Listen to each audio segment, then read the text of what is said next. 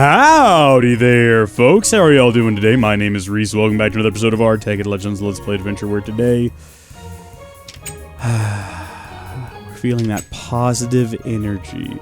We're calming down. We're not freaking out. I did realize that these rooms are all window. Like, all 100% window. Maybe the doors aren't, so you can't peek at them through their doors. But if you wanted to be dressed up as, say, a creepy clown or a Slenderman or something, and you just wanted to stand here in the windows and stare at people as they slept, you could do that. It's a kind of a problematic design we've got here. It wasn't intentional. I wasn't thinking about it. Maybe they can have blinds or something. I don't know how this works. Can we put down carpenter's glass and have the outside of the carpenter, or have like the core of the block be glass, and then have the inside be carpet or wool or something, a wool texture on the inside? That could be a project. That could 100% be a project, but not one for us to tackle. I'm done on the inside. I'm going to let whoever moves into the hotel, like whoever it may be, I'm going to let them do the interior design work. Interior crocodile alligator. I drive a Chevrolet movie theater. That's all I wanted to say. That's all I wanted to get at. So we're going to not touch the inside of the hotel. We're done with the inside of the hotel, and we're just going to kind of build up around it here. Lovely. Fill in all of these gaps so you don't fall off into oblivion. One thing I am worried about is that it is just not protected from monster invasions whatsoever. So I would like to hope that whoever comes along... Also, this hill is just kind of a slope. So over time, what's going to happen is the dirt here, like as the rains come, the dirt is going to erode. It's going to very slowly slide down into this gully here. And the foundation of this is going to... Let's be serious, it's built on top of a giant empty hole. You know, I'm more worried about that caving in before I am this dirt eroding over here, if this were a real place. Alright, we're running out of time before we get to Thanksgiving, so we've got a few other things we've got to work with. I thought about throwing the Thanksgiving celebration at the tavern, but we've got this up here now, this ballroom. But who are we going to cater food and drinks from? We're going to have a tavern. That's who. That's how we come back around to that. However, we've teased this before, we need to have a place. What the heck was that noise? Well, that was disturbing. So the screen door that goes from my kitchen to my hallway did not shut all the way when I went through it earlier. And this happens. Sometimes you get stuck and I don't notice. And then sometimes it finally, because it's got magnets on it, clinks shut. And it just sounded like someone opening and closing the door. And I got a little bit nervous. So I just did a full sweep in my house, including checking all the closets. We're fine. Everything is fine. Tell them to count their kids again. If you can tell me what that show, what that's a reference to, I will be most impressed. I'm trying to figure out why I didn't put anything across here and whether or not I should have anything back here. I think I should, because coming out of the back of here, we're going to have up on top of this hill the home of the boy who takes care of the horses. The stable boy? I think we said stable man last time, didn't we? Maybe it can be a stable man and his stable boy. Or maybe they'll both be unstable and then they'll like go kill everyone in town or something like that. That's dark. That's real dark. But hey, this is content made for a mature audience. Which brings me to today's subject matter, COPPA. Have you heard about this? This is the Child Online Privacy Protection Act. And everyone always starts their conversation about COPPA. And yes, I realize I'm a bit late here, but they always start with, like, COPPA itself is important. I understand that, right? Like, they have to qualify that they don't have an issue with COPPA. I don't have an issue with COPPA, but I'm not going to sit here and tell you that it's important either. I don't really care if children are being tracked online for targeted advertising. That does not put the child in danger in any meaningful way whatsoever. The law was created to protect children from, like, online predators, but the online predators are not using targeted ads on YouTube to sell, like Nerf guns. Like, let's stop pretending like this is a real issue here.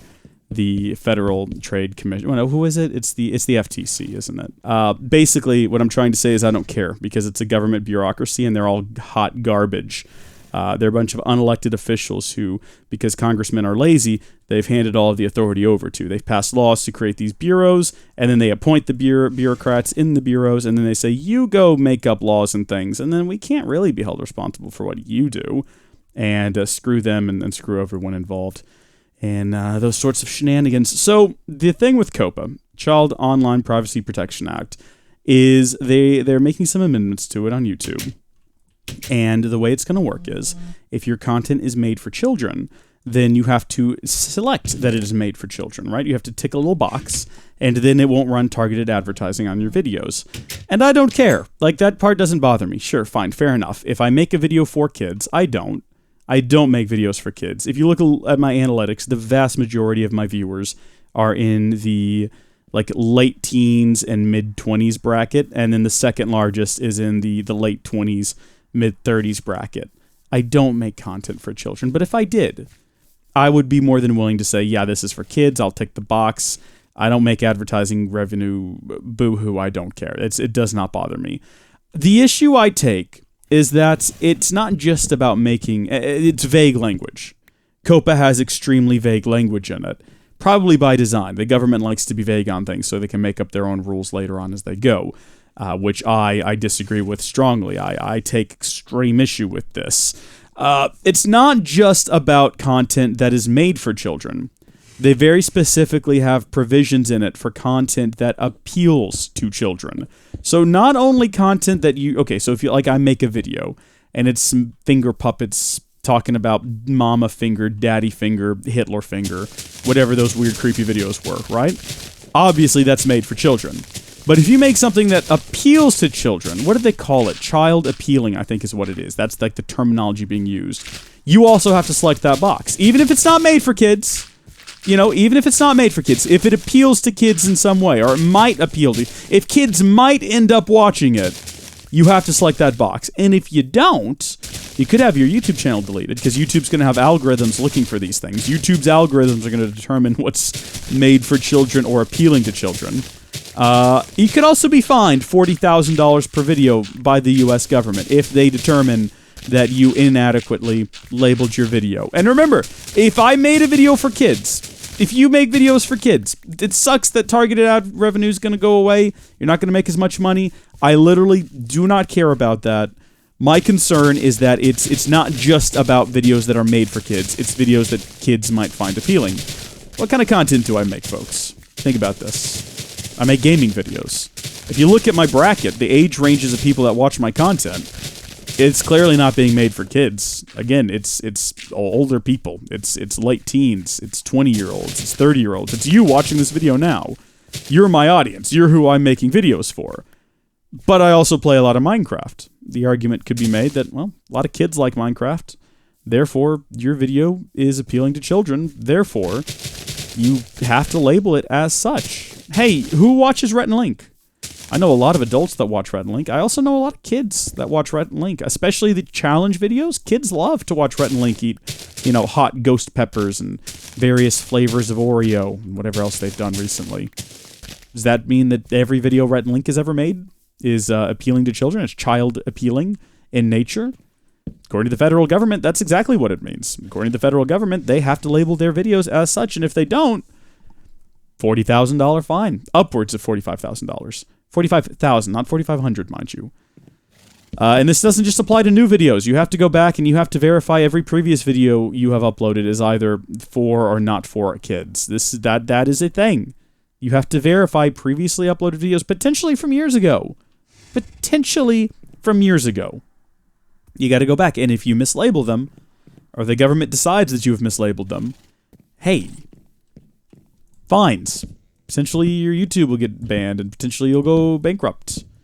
It's not a good system. It's not a clever system. It's not a well-thought-out system. It's a bad system, and there's a lot of wiggle room in there for you to, I don't know, like let's say someone working at in the bureaucracy decides that there's a YouTube channel they don't like. Maybe they're saying things that they don't like, hey, maybe that YouTube channel in some way can be construed to make content that is appealing to children. Have they said that they make content that's appealing to children? No? Well, we can fine them $45,000, and we can run them out of existence. We can bankrupt them. We can silence. The government has now given itself tools to silence people they disagree with, all while claiming it's for the children. So many terrible laws have been passed in my lifetime for the children, and you can't argue against it because that makes you a bad person. Don't you care about the children? Wouldn't want children's privacy to be they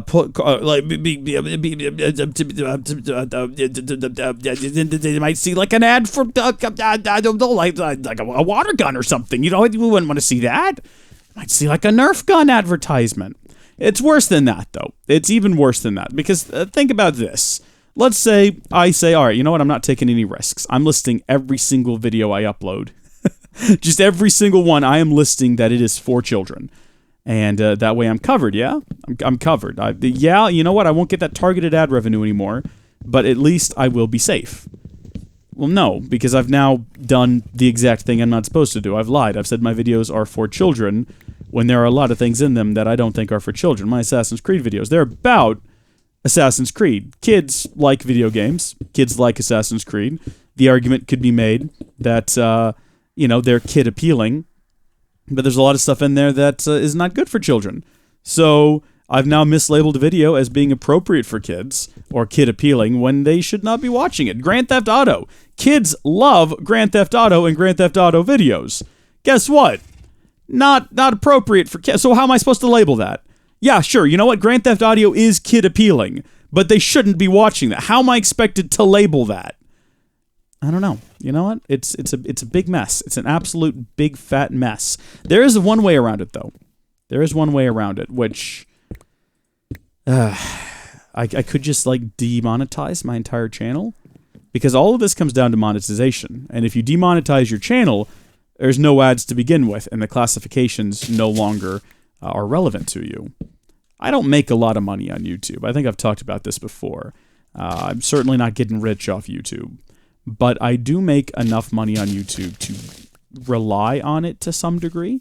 You know, some months I make, I don't know if I can talk specifics. I've always heard people say that to get into the contract to say how much they make. I don't think that's true. I think that's YouTubers being, for one reason or another, shamed by their wealth or uncomfortable talking about how much they make. Whatever, they can do what they want. I think they just make up this excuse of, I'm not allowed to talk about it. I don't think that's true. But then again, I don't know. I'll confess I haven't read the contracts thoroughly enough to say definitively. So what I'll say is this.